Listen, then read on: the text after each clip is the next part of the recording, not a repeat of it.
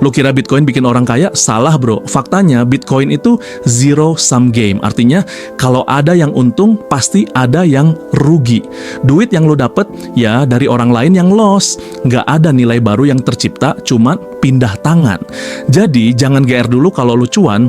Bisa aja lu cuma lagi megang duit orang lain sebelum lu juga kecolongan. Sekarang coba kita bahas pakai logika paling dasar. Lo beli Bitcoin di harga 350 juta, lalu harga naik ke 450 juta. Lo jual, dapet cuan 100 juta. Pertanyaannya, duit 100 juta itu asalnya dari mana? Ya, dari orang yang beli setelah lo yang sekarang megang Bitcoin di harga lebih mahal. Kalau suatu saat harga turun, ya dia yang jadi korban. Artinya, dalam transaksi ini nggak ada nilai baru yang diciptakan. Nggak ada pabrik dibangun, nggak ada karyawan digaji, nggak ada produksi. Cuman perpindahan kepemilikan. Satu untung, satu buntung. Lo seneng karena untung, tapi tanpa sadar, lo juga baru aja lempar bom waktu ke orang yang beli setelah lo. Dan dia mungkin juga bakal ngelakuin hal yang sama ke orang lain. Ini muter terus. Itulah kenapa sebagian orang bilang Bitcoin itu zero sum kayak piramida elegan, cuman lebih modern dan berbau teknologi. Lo mungkin berpikir, lah bukannya semua bisnis juga kayak gitu. Nah disitulah bedanya. Coba lihat bisnis beneran. Lo buka kedai kopi, lo beli bahan baku, lo bayar barista, lo sewa tempat. Ekonomi bergerak. Pelanggan dapat minuman, lo dapat profit, karyawan dapat gaji, semua pihak dapat nilai tambah. Itu namanya positive sum. Semua dapat sesuatu dari transaksi itu. Tapi dalam trading Bitcoin nggak ada produk, nggak ada nilai nyata, nggak ada sirkulasi manfaat kecuali spekulasi harga. Yang lo lakukan cuman beli sekarang, jual ke orang lain nanti. Dan agar harga naik, lo butuh orang lain yang lebih bernafsu dan lebih telat dari lo. Maka secara struktural, ini kayak main kursi musik. Yang terakhir duduk, kejebak. Ini bukan penemuan baru, ini sistem yang sama kayak berjudi.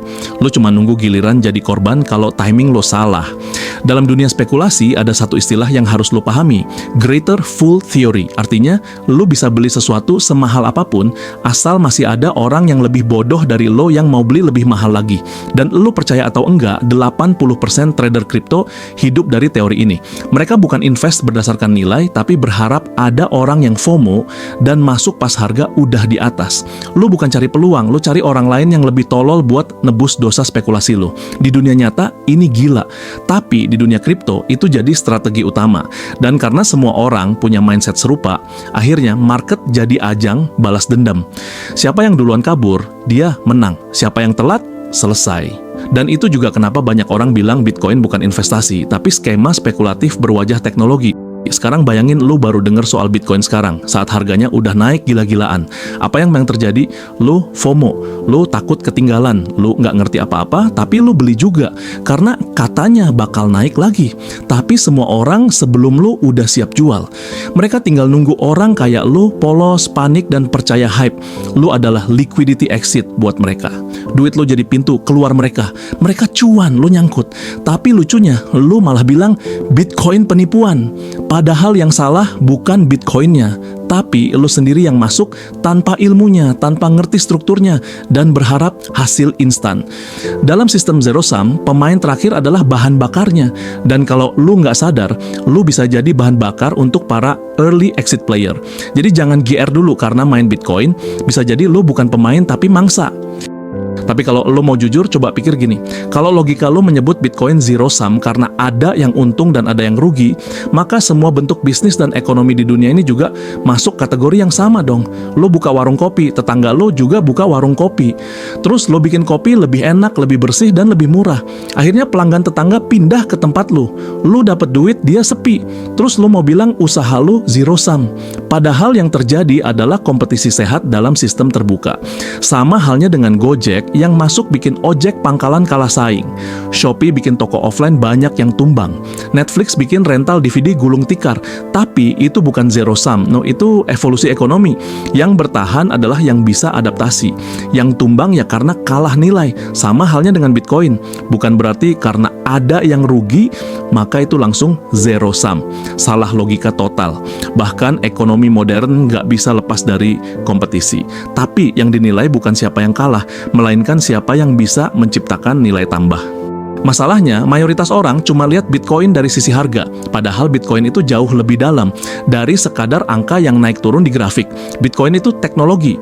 Dia adalah sistem desentralisasi untuk menyimpan dan memindahkan nilai tanpa perlu otoritas pusat. Itu berarti lo nggak perlu izin bank. Nggak peduli siapa lo, dari mana lo, mau transfer lintas negara, bisa langsung, murah, dan transparan. Kalau lu ngerti cara kerja perbankan, lu akan tahu betapa kusutnya sistem mereka. Jam kerja terbatas, proses lambat, ada campur tangan politik, dan sistem yang sentral banget. Bitcoin lahir untuk ngelawan itu semua. Jadi bukan sekadar lu beli murah, jual mahal, tapi lu punya alat yang mengembalikan kontrol ke tangan individu. Dan itu nilai tambah yang nggak kelihatan di grafik, tapi sangat nyata secara teknologi dan ideologi. Lu masih bilang ini spekulasi. Coba lihat siapa aja yang sekarang udah masuk. Negara kayak El Salvador bahkan udah menjadikan Bitcoin sebagai legal tender. Artinya, orang bisa beli barang atau bayar tagihan pakai Bitcoin secara sah. BlackRock, kan salah satu institusi keuangan terbesar di dunia, udah daftar ETF Bitcoin dan bawa miliaran dolar institusional masuk. MicroStrategy beli Bitcoin bukan buat trading tapi sebagai treasury perusahaan. Tesla juga masuk. Ini bukan orang iseng atau trader receh. Ini lembaga serius dengan riset ratusan halaman sebelum ambil keputusan. Kalau Bitcoin memang zero sum, kenapa mereka malah masuk makin dalam? Karena mereka ngerti, nilai Bitcoin bukan cuma dari market cap atau hype Twitter, tapi dari struktur dan daya tahannya sebagai penyimpan nilai jangka panjang. Lo boleh sinis, tapi kenyataannya pemain besar udah masuk gamenya. Memang benar, banyak spekulan masuk Bitcoin, banyak orang beli hanya karena FOMO, dan yes, banyak yang nyangkut. Tapi itu bukan salah Bitcoinnya. Sama seperti lu salah masuk saham gorengan, lu nggak nyalahin BI kan? Salahnya di mana? Di lu yang main aset tanpa ngerti fungsinya. Di lu yang asal beli karena temen bilang bakal naik. Bitcoin bukan alat buat semua orang cuan cepet. Dia bukan mesin slot, dia bukan alat kaya semalam. Tapi buat orang yang paham dan sabar, Bitcoin bisa jadi penyimpan nilai terbaik di era fiat money yang makin nggak jelas. Dan itulah kenapa lo harus bedakan antara fungsi dan cara main orang. Banyak yang salah main, tapi bukan berarti alatnya salah. Kayak lo salahin mobil karena ditabrak orang mabuk. Mobilnya nggak salah, pengemudinya yang nggak becus. Masalah terbesar dari mayoritas pemula yang masuk Bitcoin adalah ekspektasi yang salah. Mereka kira Bitcoin itu jalan pintas buat jadi kaya. Masuk sekarang, cuan besok. Padahal Bitcoin bukan mesin sulap, tapi jalan panjang buat orang yang ngerti value dan sabar. Lu nggak bisa nuntut hasil dari sesuatu yang bahkan belum lu pelajari. Dan lu juga nggak bisa ngukur manfaat Bitcoin hanya dari harga naik atau turun. Sama seperti emas, nilai Bitcoin bukan di volatilitasnya, tapi di kemampuan dia menyimpan daya beli dalam jangka panjang. Lu bandingin aja, fiat money makin dikikis inflasi tiap tahun, sedangkan Bitcoin suplainya tetap bahkan berkurang tiap 4 tahun karena halving. Lu nggak perlu jadi trader buat dapat manfaat. Lu cukup paham kenapa lu nyimpan Bitcoin dan ngerti kapan waktunya beli, kapan waktunya simpan. Karena Bitcoin itu bukan pelari 100 meter, tapi maraton jangka panjang. Orang suka nyalain Bitcoin karena harga jatuh, tapi lupa ngaca.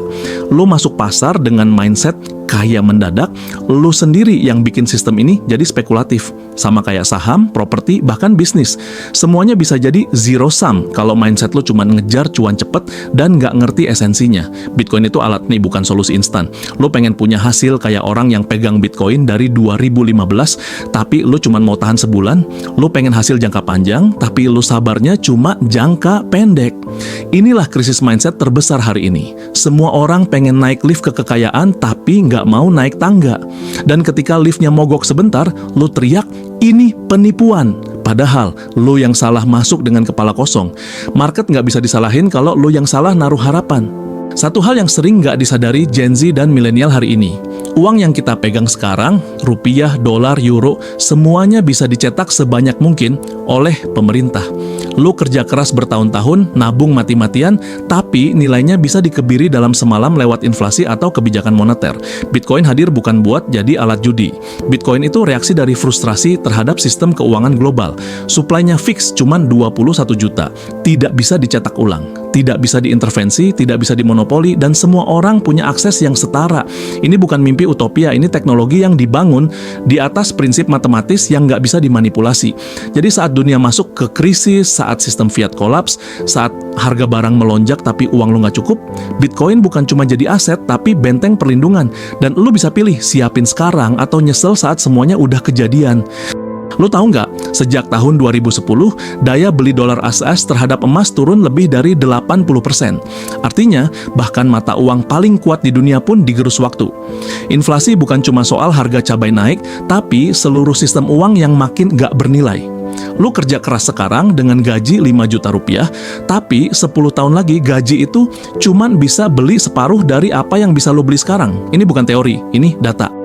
Sementara Bitcoin dalam jangka panjang terus bertumbuh justru karena dia nggak bisa dicetak ulang.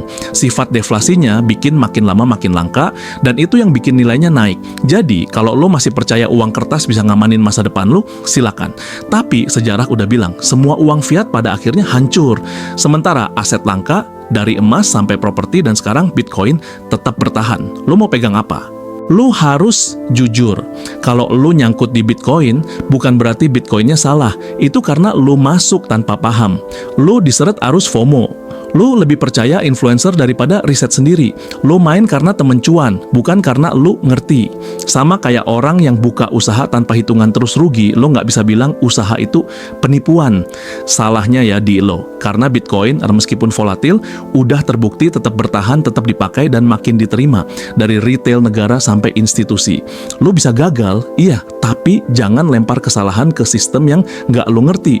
Jangan pukul semua meja, karena lu nggak bisa main catur. Ubah cara mikir, ubah strategi, baru lu bisa menang. Karena di dunia ini, bukan siapa yang paling pinter yang menang, tapi siapa yang paling ngerti permainan dan sabar mainnya sampai akhir.